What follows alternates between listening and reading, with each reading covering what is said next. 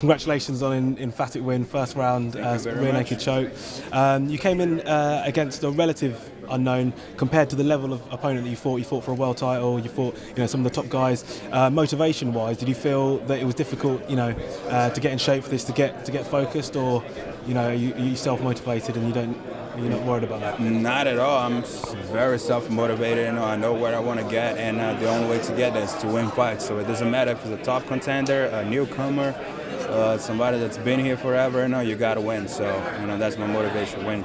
And did you find it difficult preparing for the fight because maybe other guys you fought, there's so much video on him in the UFC, or that, it's easy to prepare for them because certain people they've fought? Did you feel that difficult in terms of preparing in terms of game plan and what you were doing in training? It was a little bit different, like I said, I'm used to fight guys that I have tapes and tapes of fight that I can study, and I saw a few of his fights online, and there was quick fights and a long time ago, so there's not much that you can come that you can prepare yourself for it, and I knew he was a southpaw with a judo background, and he's been Sweden, so he got to have a good stand-up. So that's what we prepare ourselves on it. So it turned out pretty good. Of course. So going into the fight, what was the actual game plan going into the fight? The game plan was just beat him up, win the fight, in every exchange, in every situation, stand up in the ground, whatever the fight takes place, I dictate the pace. So that was the game plan.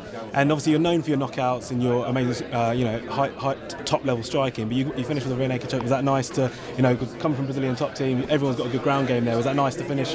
Yeah, it was pretty. Actually, it was my first submission victory, and it was very exciting. I mean, I like to finish fights with the striking and the punches, but it was there, so I just took it.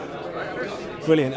And obviously recently you had some close decision losses, like particularly to Rick Story. Is he someone that's on your radar? Do you want to get a rematch quite soon? I know he's fighting Martin Kampmann soon.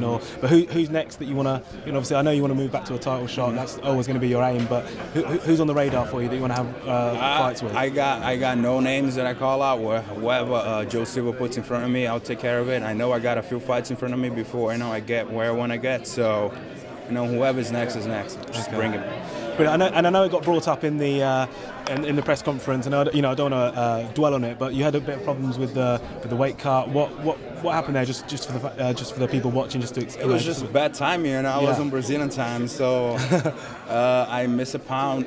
When I thought it was on weight, on my scale, the scale that I got, that I throw away. I don't have that scale anymore. Just making clear. And we got to the weigh-ins. I was a pound over, and it was no big deal. Just we had 2 hours to lose another pound, so we did. As soon as we. Yeah, because you didn't look drawn or tired. It didn't look like you were struggling. You looked in great shape. It was just, I thought, sometimes a mistake. It was just like I said, and I thought it was a Brazilian time. The scale was messed up, and I work with the best guy in the business, Mike Dolce. And when we saw the pound, we were surprised, but we would look at each other and say, you know what, let's get it done, let's make it happen, and we did.